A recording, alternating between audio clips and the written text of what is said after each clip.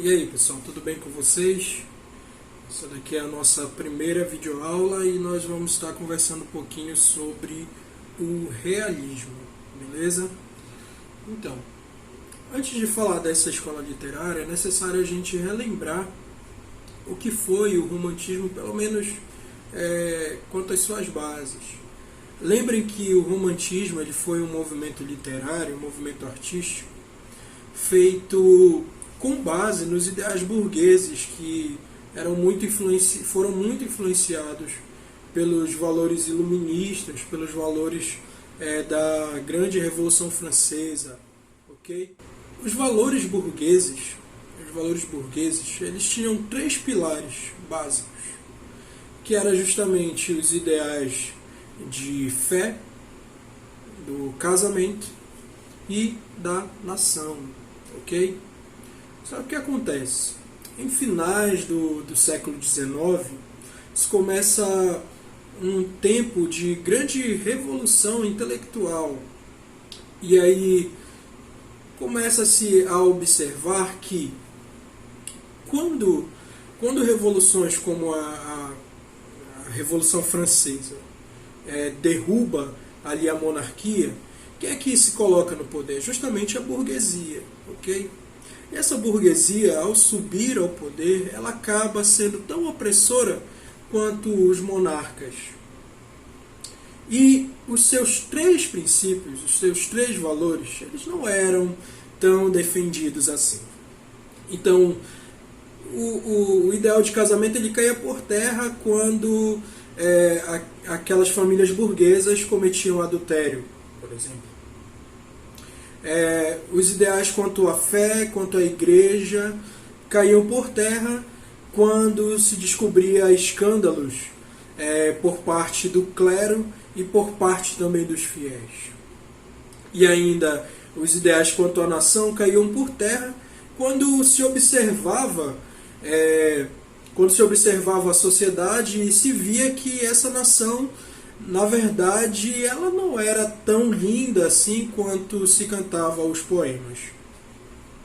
Então, a partir disso, começa-se uma sede por querer entender, estudar e expor essa realidade que por muito tempo foi omitida pelos românticos.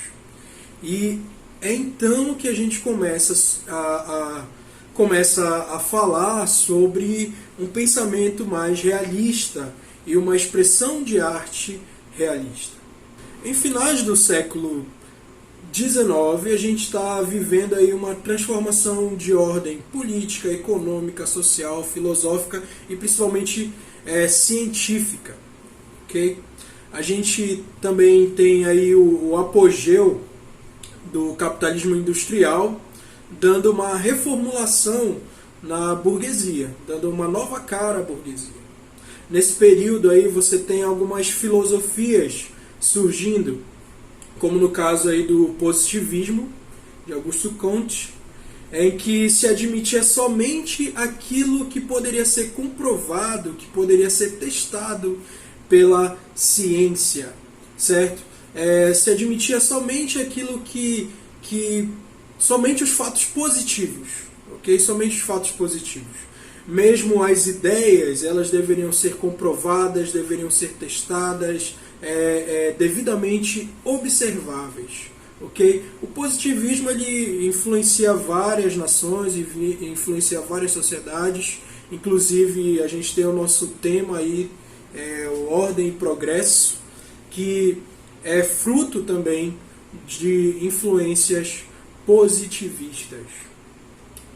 Nesse período também a gente tem a apresentação das teses comunistas de Karl Marx, baseado no que se via ali na realidade. Karl Marx tinha uma perspectiva muito materialista da realidade, então ele começa a ver o processo de industrialização, ele começa a ver os danos de tudo isso, ele vê a burguesia instaurando seu poder, crescendo, e aí essa burguesia que detém o capital acaba subjugando os proletariados, e ele defende no seu manifesto comunista a ideia de que esses que eram subjugados, que estavam sofrendo, deveriam trabalhar em prol de uma revolução, ok?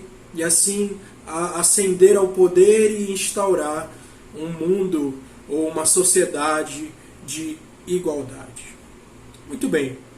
Nesse período aí nós temos ainda Charles Darwin ganhando grande notoriedade, ok? Com a teoria da seleção natural, que além das questões quanto à explicação da origem das espécies, você também tem as suas teorias sendo usadas para explicações sociais. Então, quando Charles Darwin fala que todas as relações sociais elas imitam, na verdade, as leis da natureza, e as pessoas pegam isso e cria-se o darwinismo social, okay? Em que você tem essa seleção natural sendo instaurada economicamente falando. Então, algumas pessoas irão acabar por padecer em qualquer construção social, porque essa é a lei da natureza. Também havia a ideia de que todo acontecimento é uma consequência necessária de um outro acontecimento. Então, isso daí é o que o Hippolyte Taine acaba defendendo no determinismo. Lembra lá daquela ideia de que o homem ele é fruto do meio, ok? Então, se o homem é bom, está no meio, numa sociedade má, ele acabará sendo mal, ele acabará sendo pervertido, ok? Não só o elemento do meio, mas também o homem ele é condicionado pela raça e também pelo seu momento histórico. Ainda também temos aqui surgindo e ganhando grande notoriedade os fundamentos da psicanálise de Freud. E aí, para ele, o impulso sexual é o centro das tendências afetivas de todas as relações humanas. E o homem ele tem a capacidade de manifestar esses sentimentos reprimidos em seus sonhos, ok? Então, os sonhos, na verdade, todos os sonhos que os homens têm são manifestações da sua subconsciência, ok? Muito bem. Então, todos esses pensamentos, eles acabam influenciando os comportamentos e o pensamento dos intelectuais da época, ok? Os intelectuais da época. Tudo isso vai cooperar para que para que a sociedade cada vez mais se desvincule dos valores românticos e tenha até uma visão um tanto mais pessimista da realidade, ok? Muito bem. Então, além das questões filosóficas, além das questões sociais, toda essa celeuma aí de princípios científicos, eles vão acabar aparecendo também nas manifestações literárias, ok? Bom, e aí começamos a falar sobre o realismo. Muito bem, o realismo ele tem a sua origem em um romance chamado Madame Bovary, de Flaubert, escrito por Flaubert. Em Madame Bovary você tem a temática do adultério sendo cometido em uma família burguesa, ok? E aí esse romance ele ganha grande notoriedade e ele é fruto de denúncias, de processos, enfim, porque lembra que os romances eles geralmente eram moralizadores, eles geralmente eram apresentação de ideais dos valores burgueses, e aí de repente surge surge uma literatura seguindo os mesmos padrões, a mesma aparência, a mesma cara, só que falando de adultério. Então, os críticos da época, a sociedade como um todo, vai acabar indo contra Flaubert, mas isso dá início ao movimento da literatura ganhando magnitude mundial. Geralmente os romances românticos, eles tinham personagens muito rasas. E agora, aqui no realismo, você tem personagens com análises psicológicas profundas, ok?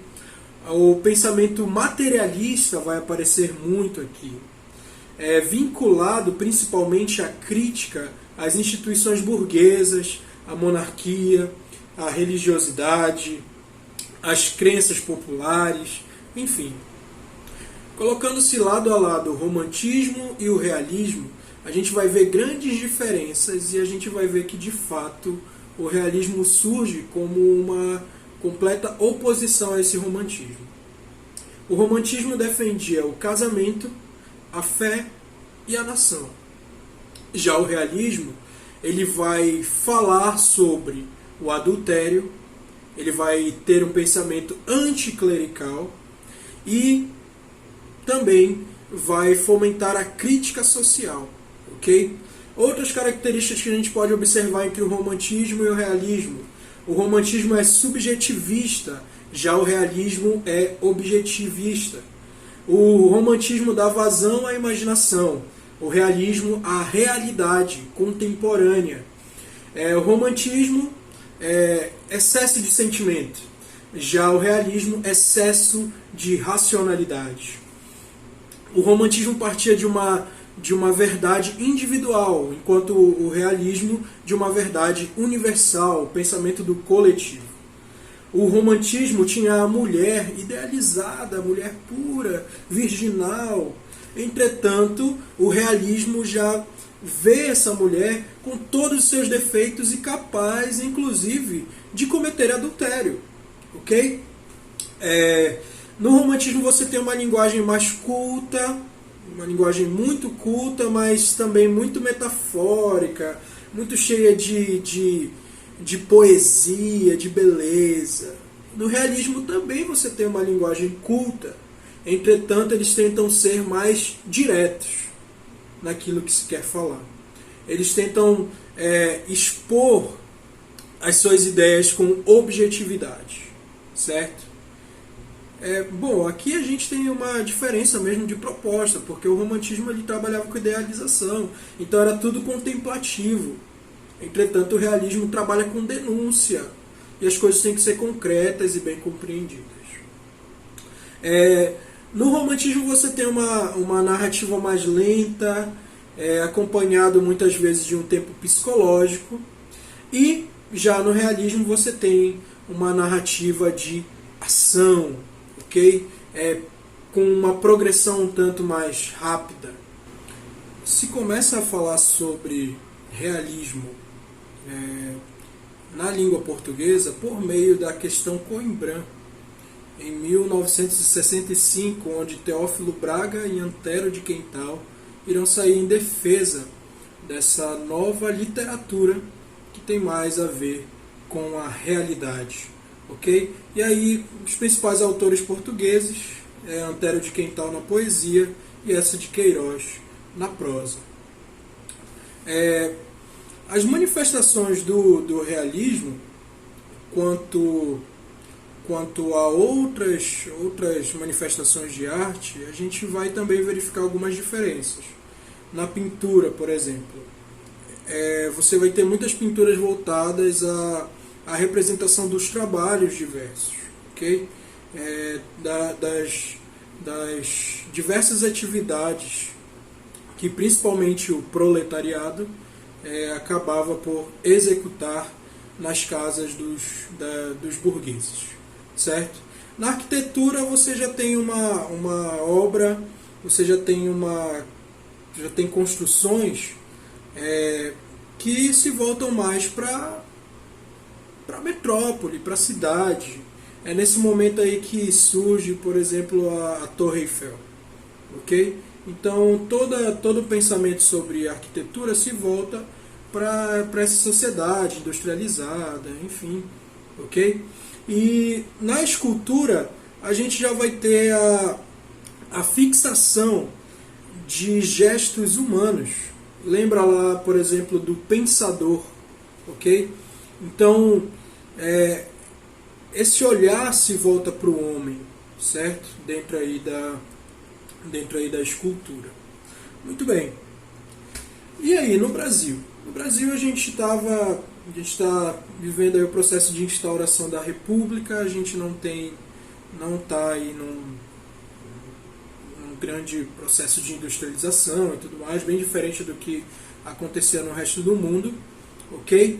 E o marco inicial do realismo no Brasil ele é justamente Memórias Póstumas de Brás Cubas, escrito por Machado de Assis. A gente já vai voltar para ele aí. Mas antes de Memórias Póstumas de Brás Cubas, é importante dizer que a gente tem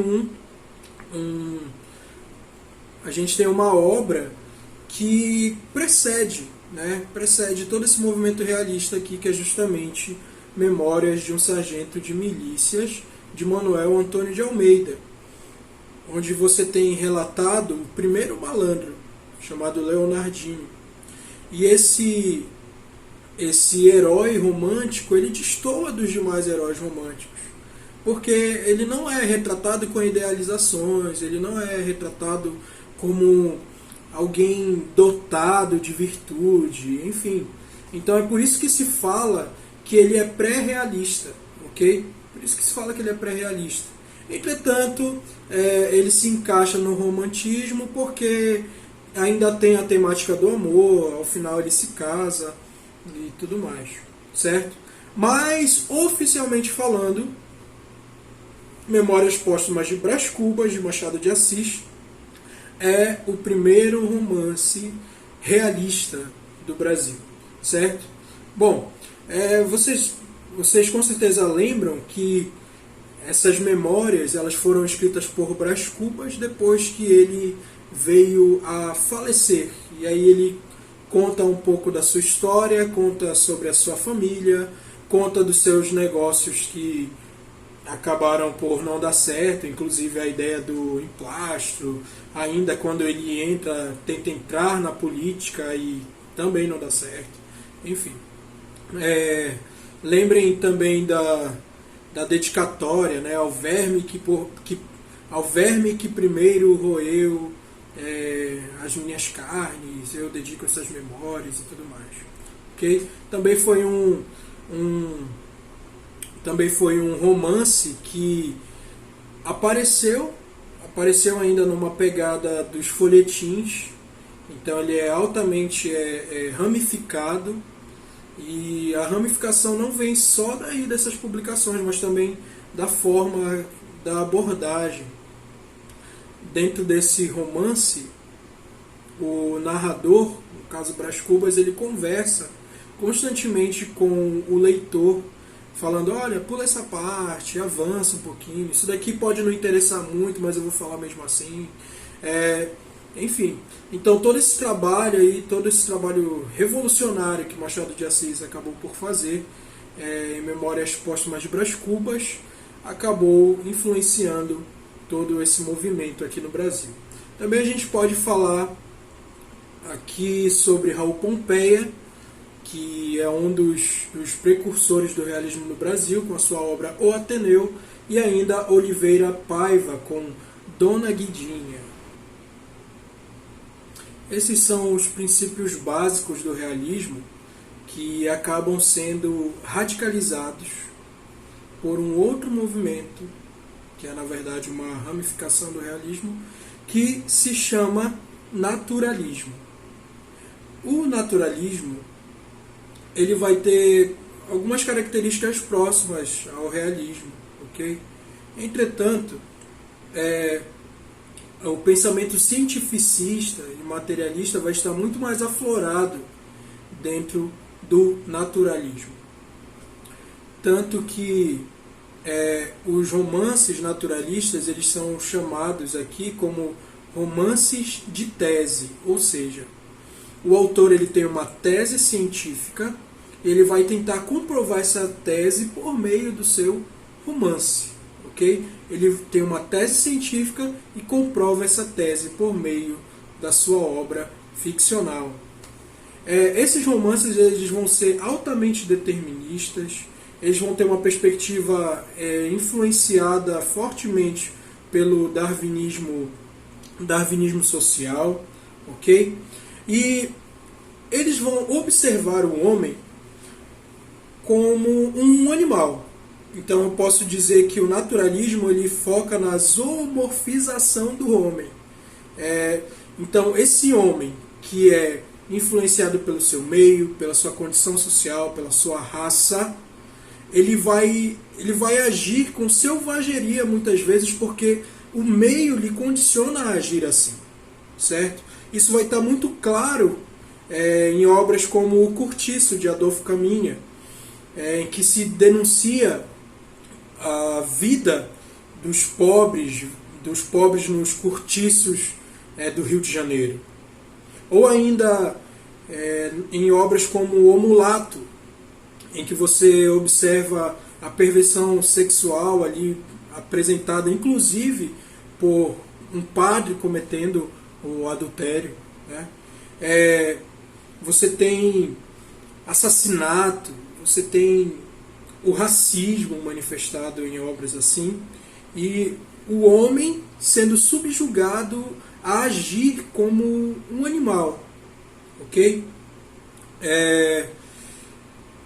Essa estética naturalista, ela observa a sociedade não pelos seus indivíduos, aprofundando ali o psicológico de cada personagem, como fazia o realismo. Não, ele vai abordar geralmente um coletivo, ok?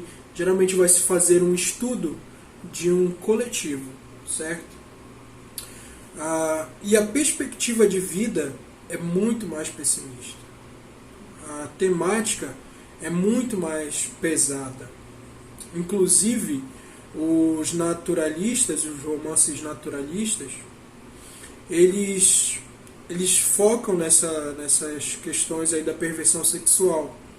Então você vai ter romances que se voltam para tratar sobre a pedofilia, sobre o incesto e a homossexualidade observada também como uma perversão sexual na perspectiva do naturalismo. Muito bem, espero tê-los ajudado nessa temática aí, ajudar nos seus estudos individuais. Espero também que você esteja remendo o tempo durante essa quarentena e se aprofundando, né, em tudo aquilo que você tem que saber para o seu vestibular. Tentei aqui fazer uma síntese, na verdade você pode acompanhar também no seu livro e fazer as tarefas que estão propostas lá para que você possa testar os seus conhecimentos e ir buscando mais referências, tá bom? Muito obrigado pela atenção, até mais.